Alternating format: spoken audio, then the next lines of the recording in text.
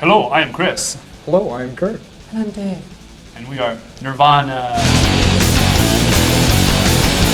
Back in 1989, a new band on the scene had just released their debut album, with iconic songs like About a Girl. Thank you, fit this too. No, not that one. What?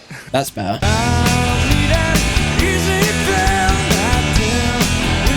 The beginning of grunge was emerging, a progression from the cliche 80s music of the time and carrying on from the punks in the 70s. Nirvana brought something completely new to the table and were already an underground success. I'm self-healing. Exactly. With the success of their debut album already in their back pocket, Nirvana were about to do something amazing and change music forever. Fast forward 3 years, Dave Grohl would join the band.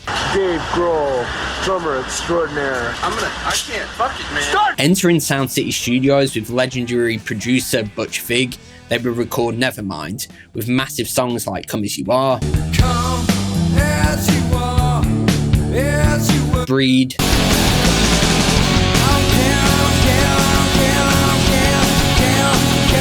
In Bloom, and Lithium.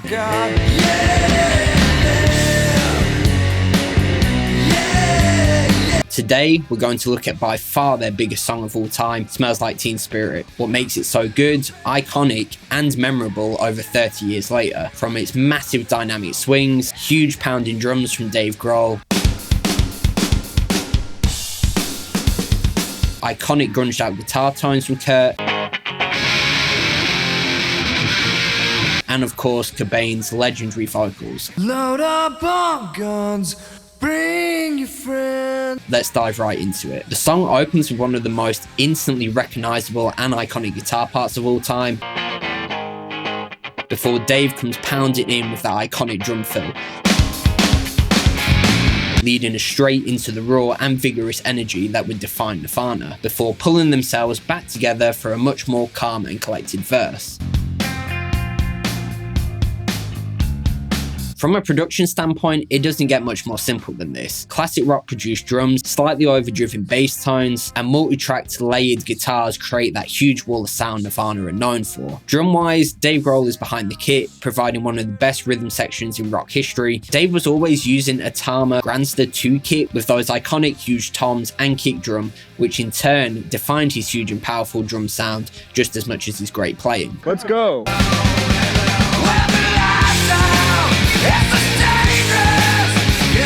Now we start to look at the bass. Chris usually run a big Ampeg bass stack to get that grind and grit to his bass tone, either using a Gibson Ripper or a Gibson RD bass to produce his famous sound.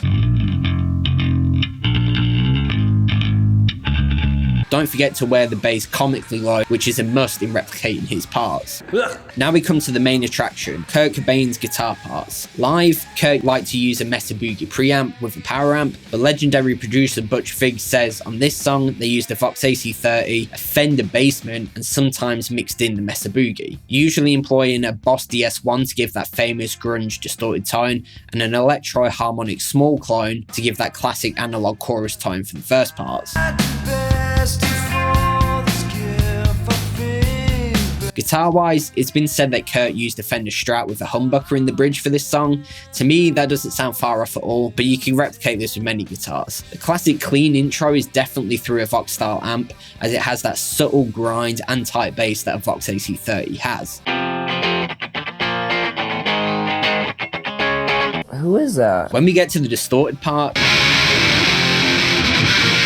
you need to kick on that classic DS1 sound, running either straight through a Vox amp like I'm doing, Hey, shut up. or through multiple amps blended together like Kurt did in the studio. The other parts in the song are just different combinations of this setup. The chorus and distortion together for the pre-chorus, which is also used for the famous solo tone.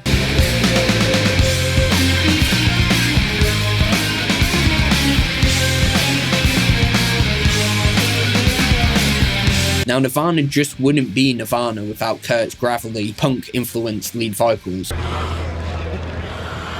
which are just as recognisable as any other part of Nirvana's sound. Load up on guns, Bring your friend. Butch Vig said Kurt was actually against double tracking vocals, I said, no. so Butch would simply say to Kurt, well, John Lennon did it, which was all that Kurt needed to hear to double track and produce one of the most famous vocal parts of all time. With the lights out, it's a dangerous. Here we are now, entertainers. By the end of the track, you can even start to hear Kurt's vocal cords getting worn out. I deny you, I deny you, I deny you. Smells Like Teen Spirit is still one of Nirvana's most iconic and most well-known songs. Whether you like it or not, it's impossible to deny its massive impact it had on the alternative scene and sound of rock music in the 90s. With however many streams and sales across the world, Nevermind will always be one of the best and most defining rock albums of all time. What song would you like me to look at next? Let me know down in the comments and I'll see you next time. Entertainers.